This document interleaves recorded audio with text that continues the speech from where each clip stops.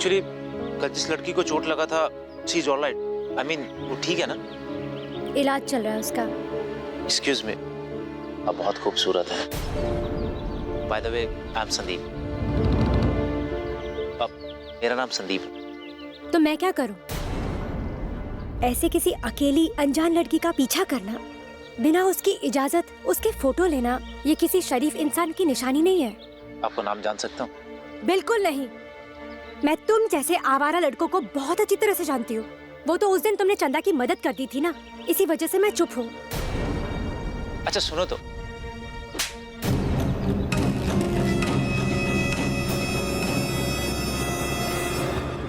मैं तो यही सोच सोच के बहुत खुश हुए जा रही हूँ कि हमारी गरीबी अब बस 10 दिन की है।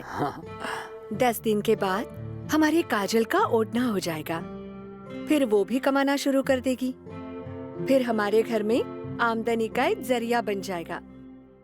बहुत इंतजार किया है इस दिन का मैंने। वैसे भी इस ददुआ से उधार लेते लेते हम लोग थक गए थे, और हमारा घर, हमारे खेत, सभी कुछ तो इसी के पास गिरवी पड़े हैं। लेकिन शकुंतला, हम कितने भाग्यशाली हैं कि देवी माँ की कृपा से हमारे घर में लड़की हुई है। वो तो है। बाबूजी, भाग्यशाली तो आप लोग हैं, मैं तो बदकिस्मत हूँ। अरे ये क्या बोल रही हो? ऐसा नहीं कहते बेटा। ये ना कहूँ तो और क्या कहूँ माँ? सिर्फ बड़ी बेटी होने की वजह से मुझे वो सब कुछ करना पड़ेगा जिसके बारे में सोचकर भी मुझे घिन आती है। अपने अरमान, अपने सपने, सबका गला घोट दूं और धंधे वाले बन जाऊं। देखो बेटी, ये हमारी बिरादरी की रीत है, और हर घर की बड़ी बेटी को इसे निभाना ही पड़ता है। ये कैसी रीत है बाबूजी? ये रीत नहीं है, ये कुरीति है। बाबूजी, सिर्फ पैसों की बात है ना, तो मैं शहर चली जाऊंगी, मैं जॉब कर लूंगी, मैं घर घर जाके काम कर लूंगी। सिर्फ पैसों के लिए धंधे वाली बनना जरूरी है क्या? काजल, तुम्हें तो खुश होना चाहिए कि देवी माँ ने तुझे इस काम के लिए चुना है। कैसे समझाऊं मैं आप लोगों को? कुछ नहीं समझना है हमें। ये हमारे पुरखों की रीत है और तुम्हें इसे मानना ही पड़ेगा। और अगर तुमने नहीं माना ना, तो जानती हो हमारे साथ क्या हो सकता है? हाँ बेटा, अगर हमने ये रीत नहीं मानी तो देवी माँ का प्रकोप हमारी पूरी बिरादरी पे बरस पड़ेगा। इस बिरादरी में कोई सुखी नहीं रह पाएगा बेटा, और इसीलिए ये रीत बहुत जरूरी है, और घर की बड़ी बेटी को ही ये रीत निभानी पड़ती है बेटा।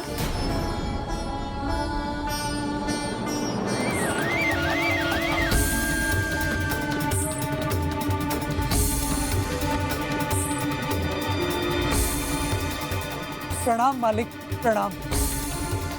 खुश रहो।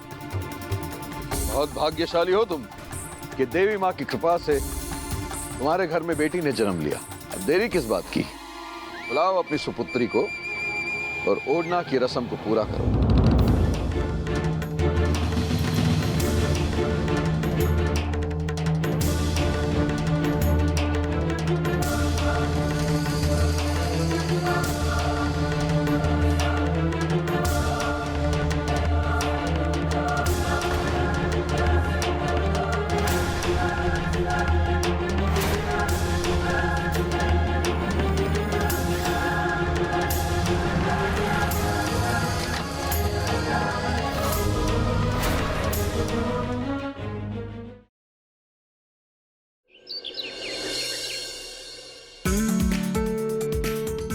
दीदी,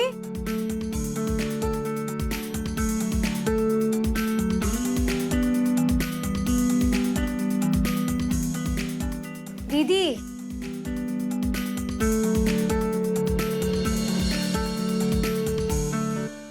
उठो।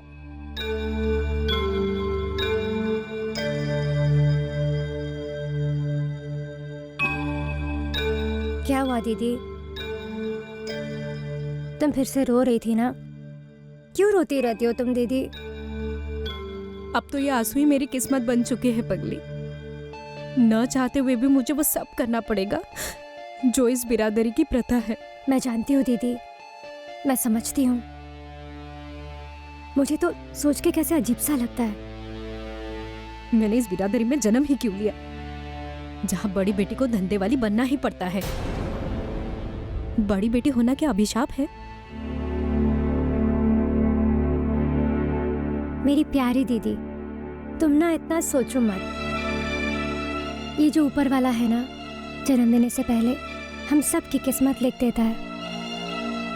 हमें तो बस उसी की तय की गई नियति पर चलना पड़ता है।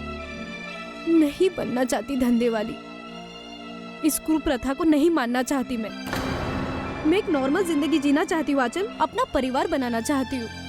मैं इस घिनौनी रीत को तोड़ देना चाहती हूँ।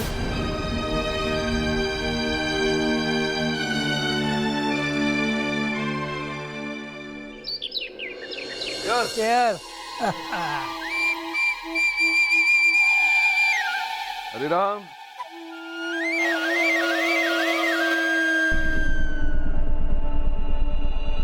ये लीजिए मंत्री जी, आपने कुआरी नदी पर जो हमें रेलवे पुल बनाने का ठेका दिया था, उसका नजराना। गदवा, पैसे का लेन देन तो चलता रहेगा, कुछ ऐसा नजराना पेश करो जो हमको हमेशा याद रहेगा।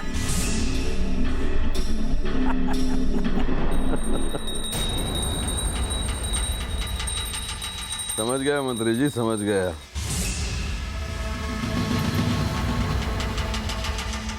लेकिन क्या है मंत्री जी, यहाँ के आसपास के गांव में जितनी लड़कियां हैं ना, सब धंधे वालियां हैं। कहाँ आप इतने बड़े मंत्री और कहाँ ये सब? लेकिन मैंने सुना है ददवा, ओढ़ना की रात नथ उतारने का काम तो आप ही करते हो ना?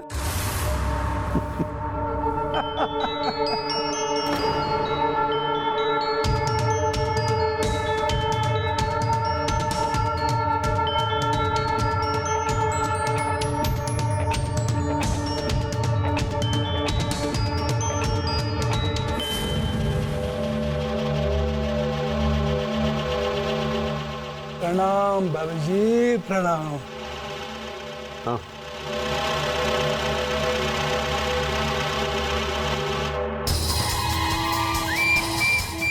अगला ओढ़ना किसका है? मोहनलाल की बेटी पद्मा का।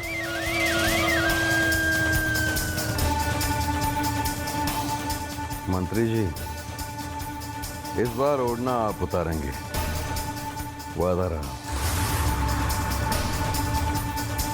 लेकिन मंत्री जी, ये ओढ़ना की रस्म प्रशासन और सरकार को नहीं मालूम पड़नी चाहिए। ददवा, आप चिंता मत करो, हम हैं ना।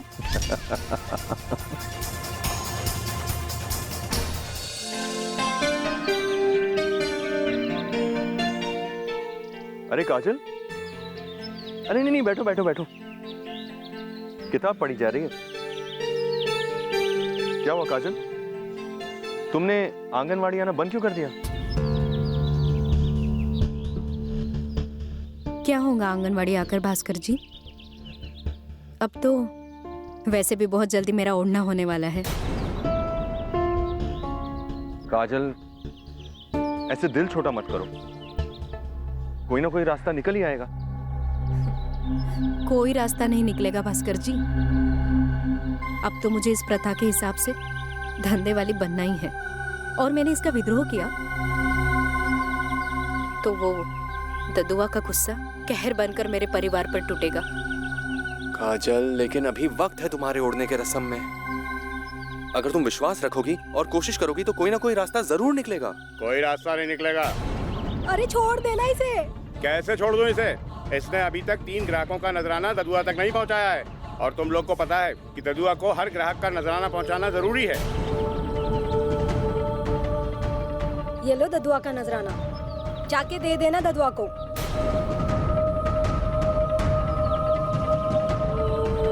चल, सब ठीक हो जाएगा अब।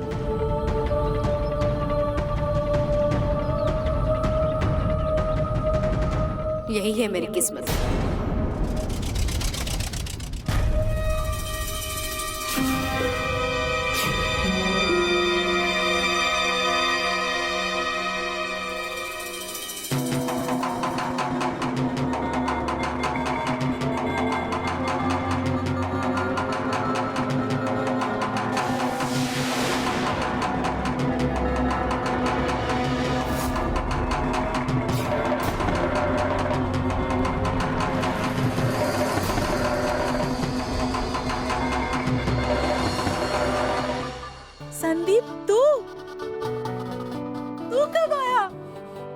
माँ बस मैं अभी आया। कैसी है तू?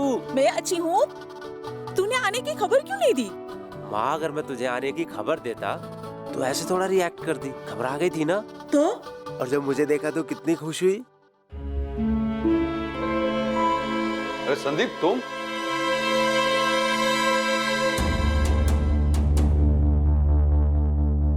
खुश रहो। लेकिन तुम अमेरिका से अचानक यहाँ? मेरा मतलब है कि अगर बता देते तो हम गाड़ी भिजवा देते। वो मैं आप दोनों को सरप्राइज देना चाहता था। एक्चुअली अमेरिका से तो मैं 1 महीना पहले ही आ गया था। मुंबई में था। मुझे एक न्यूज चैनल में जॉब मिल गई है। अच्छा, तो अब तुम मुंबई में रहोगे? कुछ दिन आप लोगों के साथ बिताऊंगा, फिर उसके बाद मुंबई चला जाऊंगा।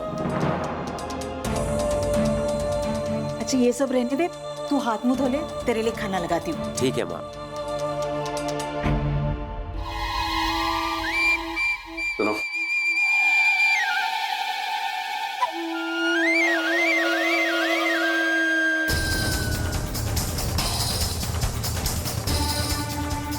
तुम्हें पता था ना ये आने वाला है? नहीं, मुझे सच बोलो। कुछ नहीं पता था, आपकी कसम।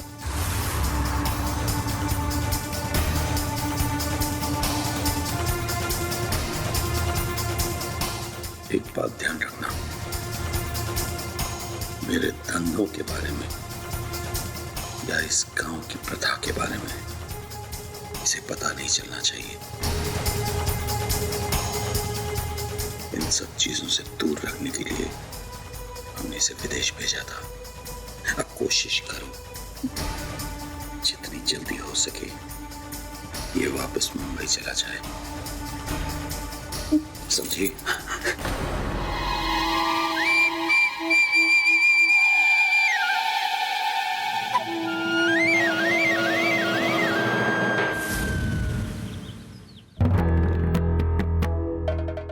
सुन रही पद्मा, अब से इन लोगों के रहन सहन का तरीका सीख ले, क्योंकि 2 दिन के बाद तेरा ओढ़ना हो जाएगा।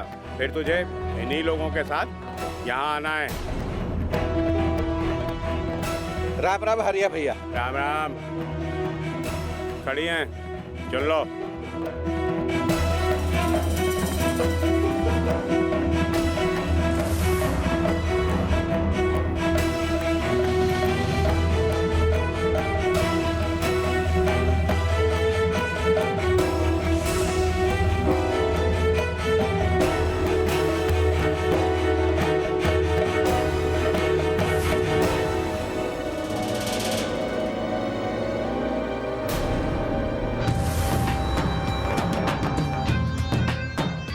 भाई, दाम कौन देगा?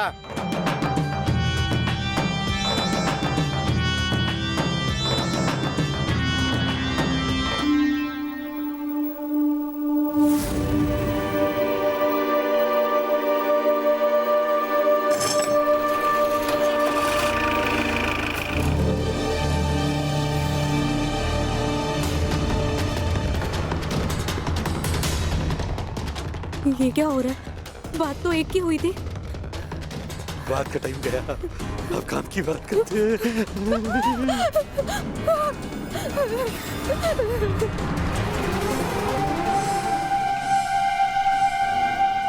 अरे ये क्या हुआ?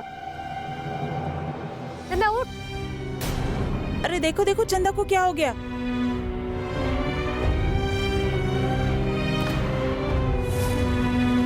क्या हालत की है करम जलो ने इसकी। सब ये सब बातें छोड़ो, इसे डॉक्टर के पास ले जाओ। चलो चलो उठाओ, जल्दी ले चलो उसे।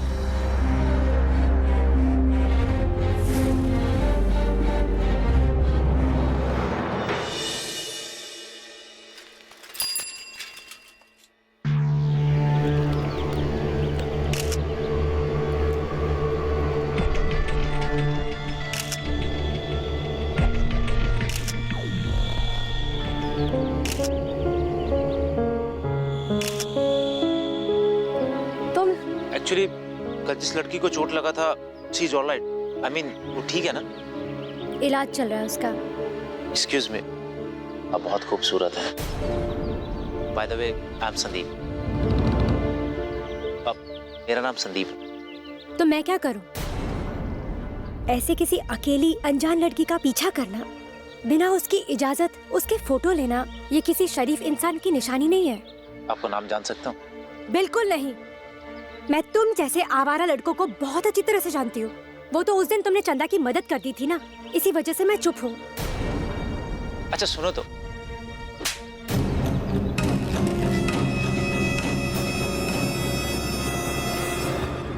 मैं तो यही सोच सोच के बहुत खुश हुए जा रही हूँ कि हमारी गरीबी अब बस 10 दिन की है। 10 दिन के बाद हमारे काजल का ओढ़ना हो जाएगा, फिर वो भी कमाना शुरू कर देगी, फिर हमारे घर में आमदनी का एक जरिया बन जाएगा। बहुत इंतजार किया है इस दिन का मैंने। वैसे भी इस ददुआ से उधार लेते लेते हम लोग थक गए थे, और हमारा घर, हमारे खेत, सभी कुछ तो इसी के पास गिरवी पड़े हैं। लेकिन शकुंतला, हम कितने भाग्यशाली हैं कि देवी माँ की कृपा से हमारे घर में लड़की हुई है। वो तो है। बाबूजी, भाग्यशाली तो आप लोग हैं, मैं तो बदकिस्मत हूँ। अरे ये क्या बोल रही हो? ऐसा नहीं कहते बेटा। ये ना कहूँ तो और क्या कहूँ माँ? सिर्फ बड़ी बेटी होने की वजह से मुझे वो सब कुछ करना पड़ेगा जिसके बारे में सोचकर भी मुझे घिन आती है। अपने अरमान, अपने सपने, सबका गला घोट दूं और धंधे वाले बन जाऊं। देखो बेटी, ये हमारी बिरादरी की रीत है, और हर घर की बड़ी बेटी को इसे निभाना ही पड़ता है। ये कैसी रीत है बाबूजी? ये रीत नहीं है, ये कुरीति है। बाबूजी, सिर्फ पैसों की बात है ना, तो मैं शहर चली जाऊंगी, मैं जॉब कर लूंगी, मैं घर घर जाके काम कर लूंगी। सिर्फ पैसों के लिए धंधे वाली बनना जरूरी है क्या? काजल, तुम्हें तो खुश होना चाहिए कि देवी माँ ने तुझे इस काम के लिए चुना है। कैसे समझाऊं मैं आप लोगों को? कुछ नहीं समझना है हमें। ये हमारे पुरखों की रीत है और तुम्हें इसे मानना ही पड़ेगा। और अगर तुमने नहीं माना ना, तो जानती हो हमारे साथ क्या हो सकता है?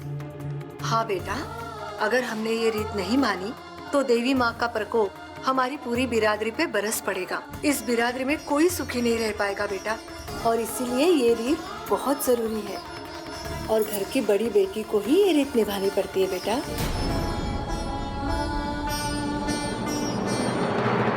मैं पढ़ना चाहती हूँ, कुछ करना चाहती हूँ।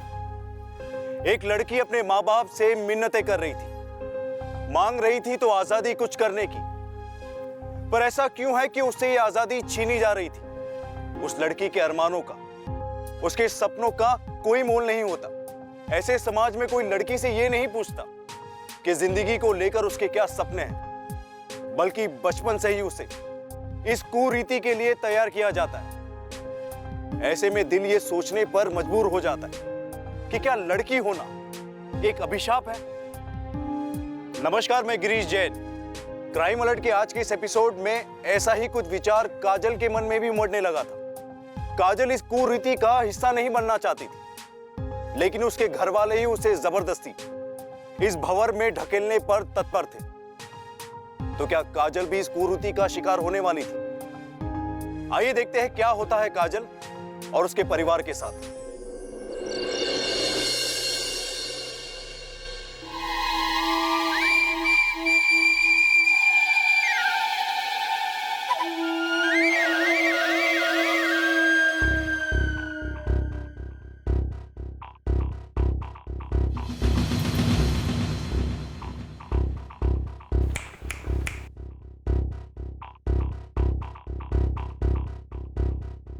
आ गया आपका नजराना मंत्री जी। हमने आपसे वादा किया था कि इस बार ओढ़ना आप उतारेंगे। हमने अपना वादा पूरा किया।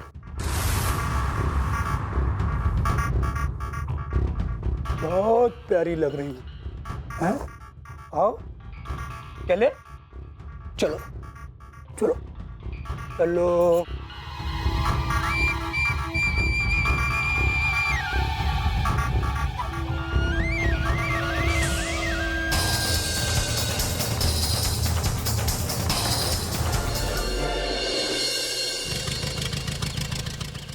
हाँ, चल आएगी।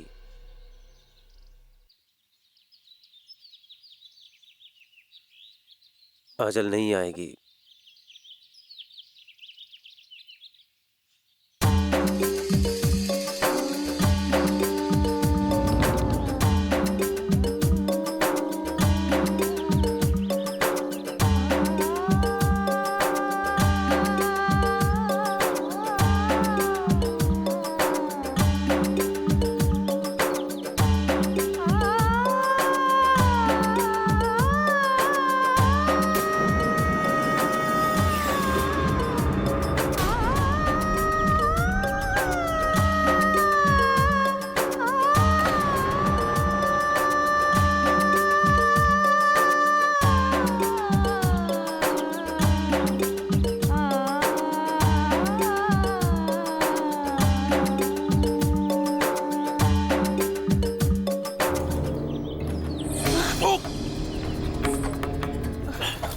कौन हो तुम?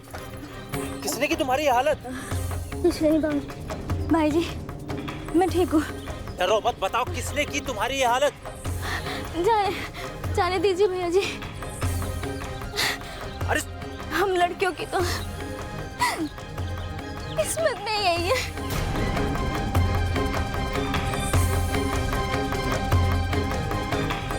ये चल क्या रहा है इस गांव में?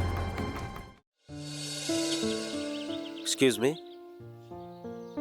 सुनिए तो। क्या है? आप मेरा पीछा क्यों करते रहते हैं? मैं आपका पीछा नहीं कर रहा हूँ, एक्चुअली मैंने कुछ क्लिक्स किए हैं, मैं चाहता था कि वो मैं आपको दिखाऊं। मुझे आपके फोटोज देखने में कोई दिलचस्पी नहीं है। आप बस हमसे दूर रहा कीजिए, वरना हम आगे से शोर मचा देंगे कि ये लड़का मुझे परेशान करता है। आपको शोर मचाने की जरूरत नहीं है। मैं बस आपसे कहना चाहता हूँ, मैं जो महसूस कर रहा हूँ, आप यकीन करें या ना करें, मुझे घुमा फिरा के बात करने की आदत नहीं है। आप मुझे अच्छी लगती हैं। शायद मैं आपसे प्यार करने लगा हूँ। I mean, देखिए, आप जो भी है या आपके दिल में जो भी है, मैं वो सब कुछ नहीं जानती। मैं बस इतना जानती हूँ कि जो आप सोच रहे हो ना, वैसा कुछ हो नहीं सकता। वैसे आप मेरे बारे में जानते क्या है? बिना जाने आपको प्यार हो गया? आप पागल हो क्या? एटलीस्ट सुनिए तो। I just... देखिए संदीप जी, हो सकता है कि आप एक अच्छे इंसान होंगे, लेकिन आप इस गांव में नए आए हो। हम लोग एक गरीब परिवार से हैं और आपको मेरे बारे में या मेरे परिवार के बारे में कुछ भी नहीं पता। इसलिए बेहतर यही होगा कि आप हमें परेशान करना बंद कर दें। मुझे आपके परिवार से मतलब नहीं है, आपसे है।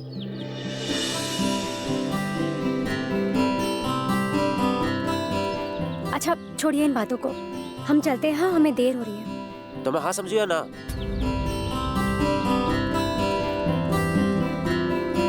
आप समझो अपने हिसाब से। और हाँ, मेरा नाम आंचल है।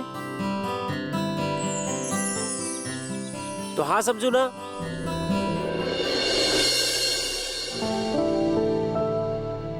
पल्लू को ऐसे सीधे रखना। हाँ, बिल्कुल चांद का टुकड़ा लग रही है मेरी बिटिया।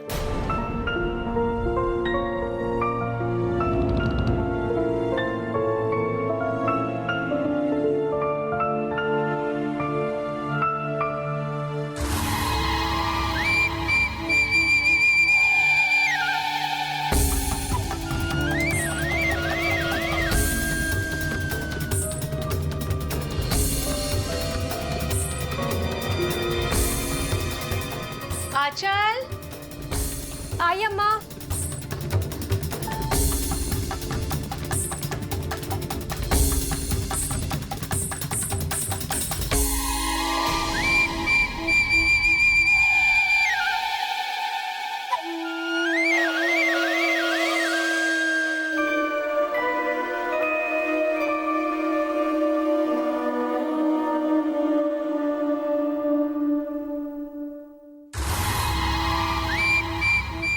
प्रणाम मालिक, प्रणाम। खुश रहो। मालिक, आज आपके पैरों की धूल हमारे इस घर में पड़ी तो हमारा घर धन्य हो गया। आइए आइए विराजिए मालिक, विराजिए। आइए।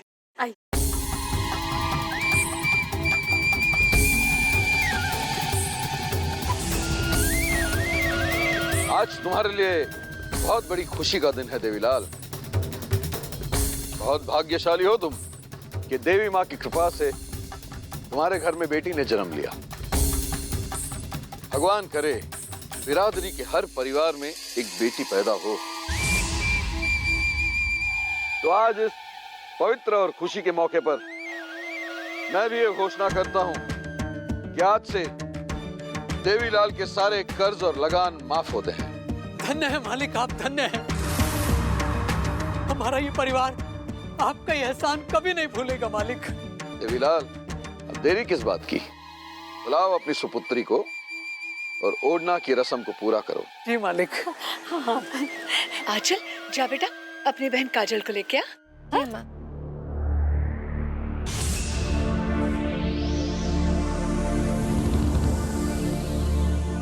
न चाहते हुए भी मुझे वो सब करना पड़ेगा जो इस बिरादरी की प्रथा है।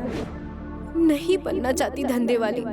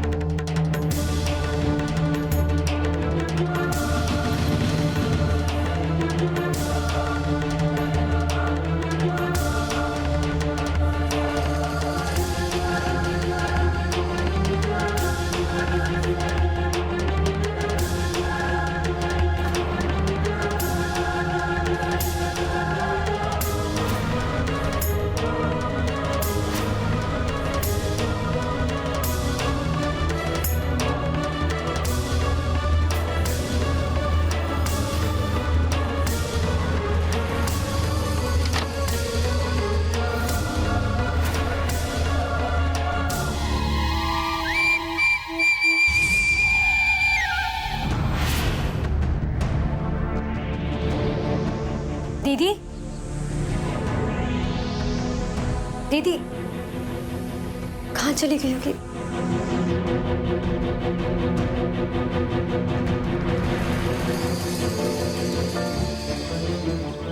काजल, थैंक यू फॉर कमिंग। काजल, तुम ठीक तो हो ना? भास्कर जी, मैं भाग गई। मुझे यहाँ से दूर लेके चलो। तुम फिक्र मत करो काजल, हम दोनों यहाँ से बहुत दूर भाग जाएंगे। इतनी दूर भाग जाएंगे कि भागते भागते जमीन कम पड़ जाए, और ददुआ और उनके गुंडे हमें कभी न ढूंढ पाएंगे। काजल ने आखिरकार इस कुप्रथा से भागने का निश्चय कर ही लिया। अब वो आजाद हो चुकी थी अपने सपनों को पूरा करने के लिए, एक अच्छी जिंदगी जीने के लिए। लेकिन काजल की आजादी उसके परिवार वालों के लिए क्या सबब लेकर आने वाली थी? पूरा गांव ददुआ के रहमो करम पर जी रहा था, और शायद यही वजह थी कि ददुआ ने सभी को इस कुप्रथा का शिकार बना दिया था। सारा गांव इस प्रथा को सालों से निभाए जा रहा था। ऐसे में ओढ़ना की रस्म के बीच से लड़की का यूं गायब हो जाना उसके परिवार वालों के लिए क्या विपदा लेकर आने वाला था? क्या ददुआ इस परिवार को अब चैन से जीने देगा?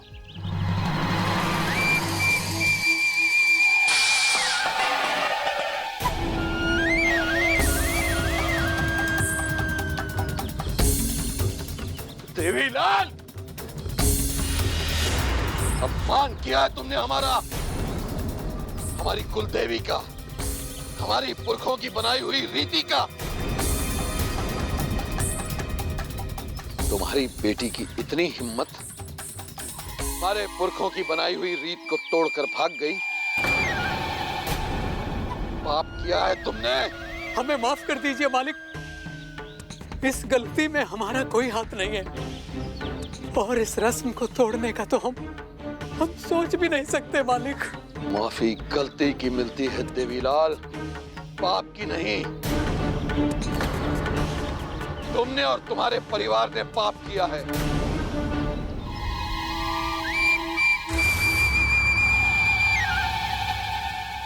माफी नहीं मिल सकती अब तुम्हें।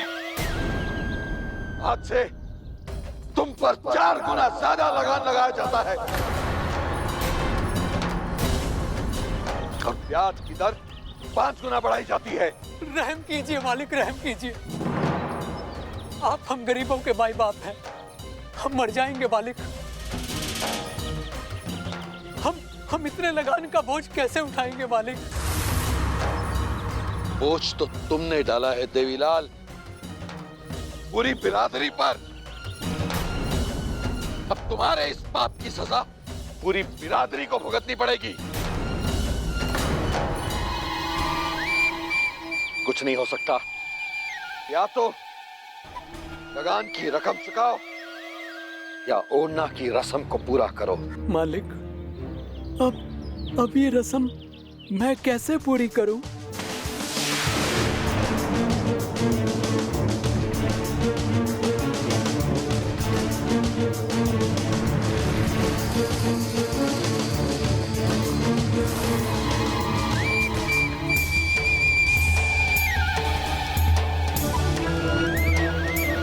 तुम्हारी बड़ी बेटी तो भाग गई देवीलाल,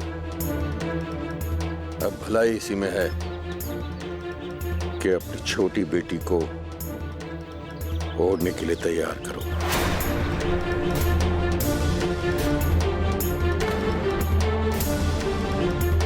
बस अब यही एक रास्ता है।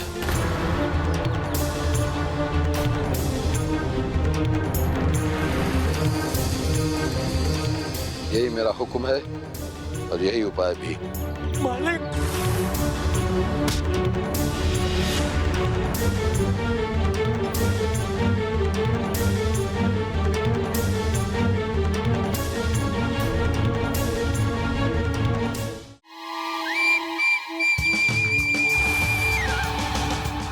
जाओ ढूंढो उस काजल को, किसी भी सूरत में बचनी नहीं चाहिए।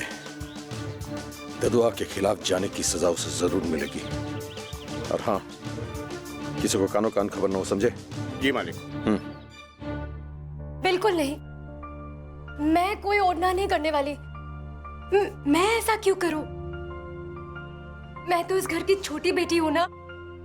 अब दीदी भाग गई इस नरक से तो आप दोनों मुझे धकेल दोगे इस नरक की ओर। अचल बेटा, हम लोग बर्बाद हो जाएंगे। और अम्मा, मेरा क्या? मैं बर्बाद नहीं होंगी सब कुछ करने से। मेरे ख्वाब, मेरे अरमानों का क्या अम्मा? देखो बेटा आंचल, जब घर की बड़ी बेटी मर जाती है ना, तो छोटी बेटी को ये रस्म निभानी पड़ती है। और काजल इस घर के लिए, हमारी सारी बिरादरी के लिए मर चुकी है। देखा नहीं कैसे हमारे मुंह पे तमाचा मारकर चली गई। अब तुम ही हो बेटी, तुम ही हो जो हमें इस मुसीबत से बाहर निकाल सकती हो। पर बाबूजी। बेटा आंचल, बेटा आंचल, हम जानते हैं बेटा, तुम अभी इस बात के लिए बिल्कुल तैयार नहीं थी, पर हम कर ही क्या सकते हैं बेटा। देखो, हमारी हालत तो तुमसे छिपी नहीं है। अब हम तुम्हें और कोई जबरदस्ती नहीं करेंगे। अगर तुम्हें हम पे तरस आए तो सोच लेना, तुम्हारी एक हाँ हमारी जिंदगी बचा सकती है बेटा।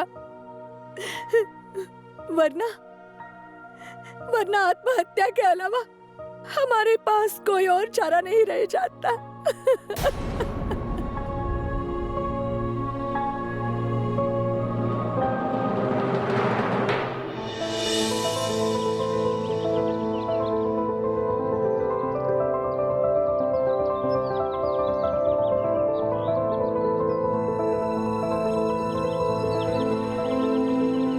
हम भाग आए, चलो। भास्कर जी, हाँ, हम इतनी दूर गांव से भागकर तो आ गए, पर कहीं ददवा के गुंडों ने हमें ढूंढ लिया तो हमें जान से मार देंगे। मुझे बहुत डर लग रहा है। मेरी प्यारी काजल, ऐसा कुछ नहीं होगा। हम इतनी दूर आ गए ना, ददुआ या उनके गुंडे हमें ढूंढ भी नहीं सकते। भरोसा है मुझ पर? तो चलो, आओ। भास्कर जी,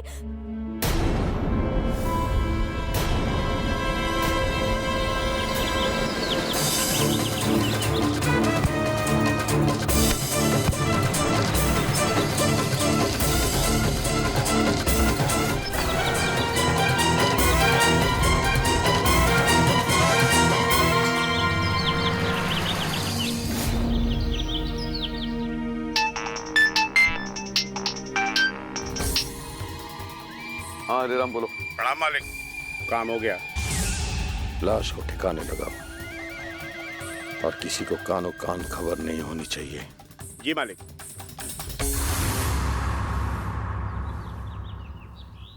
तुम समझने की कोशिश क्यों नहीं करते संदीप? हमारा मिलना मुमकिन नहीं है। हम कभी एक नहीं हो सकते। ये क्या कह रही हो? कुछ दिन पहले तक सब कुछ अच्छा था। मैं तुम्हें कह चुका हूं ना, मुझे जात पात अमीरी गरीबी इससे कुछ फर्क नहीं पड़ता है। फिर ये अचानक क्या बोल रही हो? तुम जानते क्या हो मेरे बारे में या मेरी बिरादरी के बारे में? तुम्हें शायद पता नहीं है, लेकिन हमारे बिरादरी के परंपरा के अनुसार घर की हर बड़ी बेटी को एक धंधे वाली बनना पड़ता है। और इसी कुप्रथा से बचने के लिए ना मेरी दीदी ये गांव छोड़कर भाग गई। और अब मुझे अपने परिवार को बचाने के लिए एक धंधे वाली बनना पड़ेगा। What? ये क्या बकवास है? और ये तुम्हारी बिरादरी में चल क्या रहा है? आंचल, मैं तुमसे प्यार करता हूँ और मैं तुम्हें ऐसा कुछ भी नहीं करने दूंगा। और तुम लोग इस कुप्रथा के खिलाफ पुलिस में क्यों नहीं जाते हो और गांव के जमींदार को क्यों नहीं बताते हो?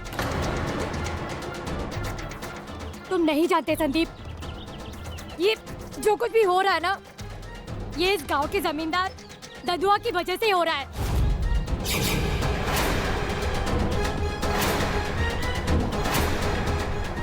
सबके सबने डरते हैं उससे। और ये पुलिस तो कुछ नहीं करने वाली। उसके इशारों पर इसी तरह नाचते रहते हैं सबके सब।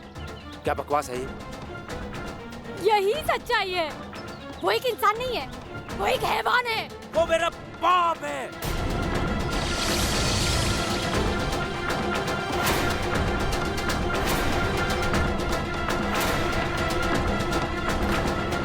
क्या? हाँ, मैं ददुआ का बेटा हूँ, बेटा।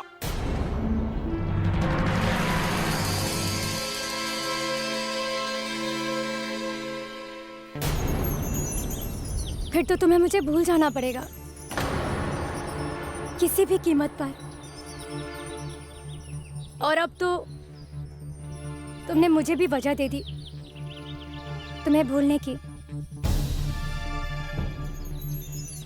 अगर जो तुम कह रही हो ना ये सब सच है तो तुम्हें भूलने की जरूरत नहीं पड़ेगी। मैं ये भूल जाऊंगा, ददुआ मेरा बाप है।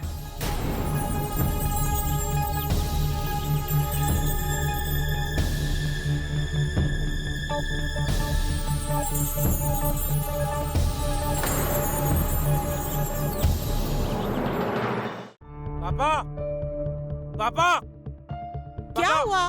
क्या हुआ है? तेरे पापा बाहर गए हुए हैं। क्यों इतना चिल्ला रहा है? वहाँ मुझे पापा से बहुत सारे सवालों के जवाब चाहिए। तू जानती है इस गांव में क्या चल रहा है, अंदाजा है? लगता है तुझे भी उनकी काली करतूतों के बारे में पता चल गया। मतलब तू पापा के बारे में सब जानती है और ये सब जानते हुए भी उनके साथ रह रही है? हाँ, उनके खिलाफ जो भी आवाज उठाता है उसे वो बेदर्दी से कुचल देते हैं। उनकी नजरों में रिश्ते नातों का कोई मोल नहीं।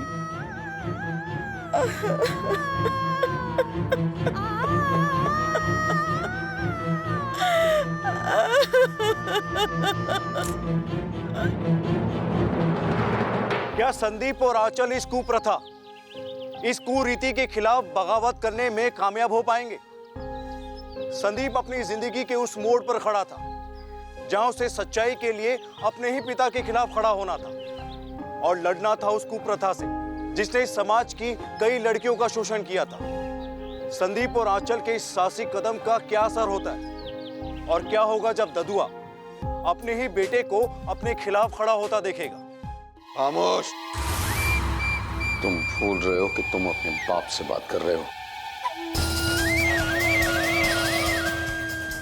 इससे पहले कि तुम और कुछ बोलो, सावित्री कह दो इसे अपना सामान बांधे और वापस मुंबई चला जाए। ठहरिए पापा, आज फैसला होकर रहेगा।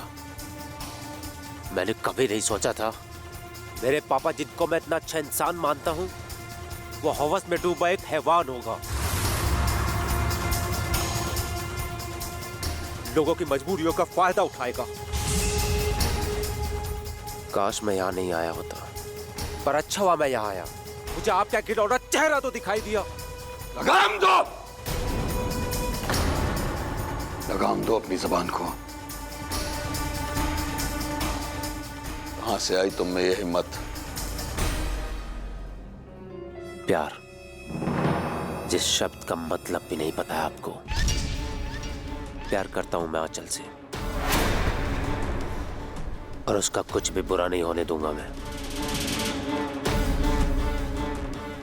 तुम पर प्यार का भूत चढ़ा है। अरे औकात क्या है उस लड़की की? वो एक धंधे वाली है और उसे धंधे वाली बना के ही रहूंगा मैं। निकल जाओ यहां से। सुन लो, और जो बीच में आया वो गया।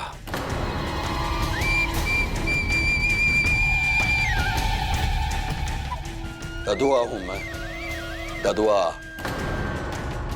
मानो तो भगवान और ना मानो तो सबसे बड़ा हैवान। वाह ददुआ जी वाह, आज तो आपने सारी हदें पार कर दी। आंचल को तो मैं आपसे और आपकी क्रूतियों से बचाकर ही रहूंगा। चलो माँ। माँ कहीं नहीं जाएगी। माँ जाएगी। मैं चलूंगी तेरे साथ संदीप। सावित्री, आवाज नीचे। 25 साल से चुप थी, पर अब मैं खामोश नहीं रहने वाली। तुम्हें क्या लगता है तुम्हारी गंदी करतूतों के बारे में मुझे कुछ नहीं पता? सारी गांव की लड़कियों का ओढ़ना उतारने का ठेका ले रखा है ना तुमने। तुम्हें क्या पता मैं कैसे घुट-घुट के जी रही थी। अब नहीं, अब मैं अकेली नहीं हूं। मेरा बेटा संदीप मेरे साथ है। चल संदीप, मुझे इस हैवान की शक्ल भी नहीं देखनी है अब।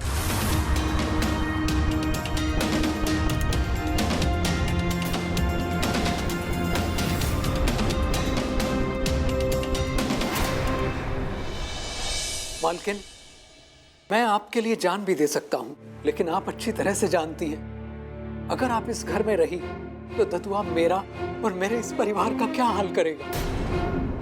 वैसे भी मालकिन, जब से मेरी बड़ी बेटी भागी है ना, हम सब लोग उसके निशाने पर आ गए हैं। और अगर अब कुछ नहीं होगा चाचा जी। जब तक मैं और माँ यहाँ पे है ना, पापा आपका कुछ भी नहीं बिगाड़ सकते। और अगर उन्होंने आपको नुकसान पहुंचाने की कोशिश की ना, तो उसका नुकसान हमें भी होगा। वैसे भी हमने फैसला कर लिया है कि हम ये इस ओढ़ना की रस्म और उनके फैलाए आतंक के खिलाफ हम पुलिस में जाएंगे।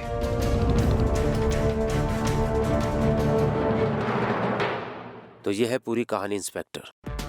इतने सालों से लड़कियां ये अत्याचार सहती रही, मगर किसी एक ने भी हिम्मत नहीं की कि वो यहाँ आकर रिपोर्ट लिखवाए। अगर किसी ने ये रिपोर्ट आके यहाँ लिखा दिया होता तो आज ये कुरीति, कुप्रथा या अत्याचार, ये सारी चीज खत्म हो जाती। खैर, आप बिल्कुल चिंता ना करें। अब मैं ये मुद्दे को एमएलए, एमपी तक लेके जाऊंगा और जरूरत पड़े ना तो प्रधानमंत्री तक भी जाऊंगा।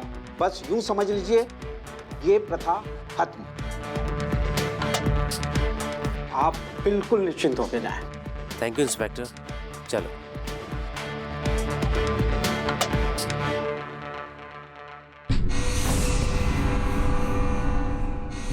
ददुआ प्रणाम। अब किसी पर अत्याचार नहीं होगा। के खिलाफ जाने का अंजाम देख लिया। ददुआ हूं मैं, ददुआ। मानो तो भगवान और ना मानो तो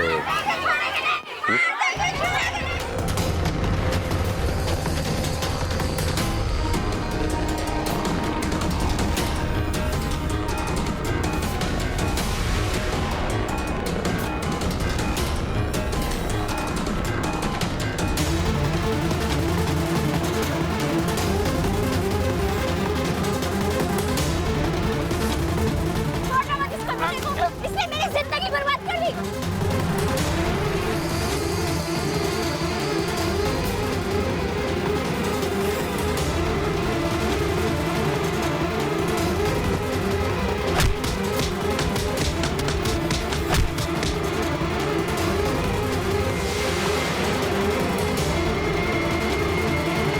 बुरे काम का अंजाम बुरा ही होता है और ददुआ के साथ भी वही हुआ। लेकिन ओढ़ना जैसी कुरीति से निजात पाने के लिए गांव की औरतों ने जो रास्ता चुना वो गलत था। उन्हें कानून अपने हाथों में नहीं लेना चाहिए था। वे पुलिस के उच्च अधिकारियों से बात कर ददुआ को जेल की सलाखों के पीछे पहुंचा सकती थी, जहां उसको उसके गुनाहों की सजा मिलती। लेकिन उन्होंने ऐसा नहीं किया और ददुआ को अपनी जान से हाथ धोना पड़ा। दोस्तों, किसी भी कुप्रथा या कुरीति के खिलाफ आवाज उठाने के लिए हमें डरना नहीं चाहिए और औरत को कमजोर नहीं समझना चाहिए।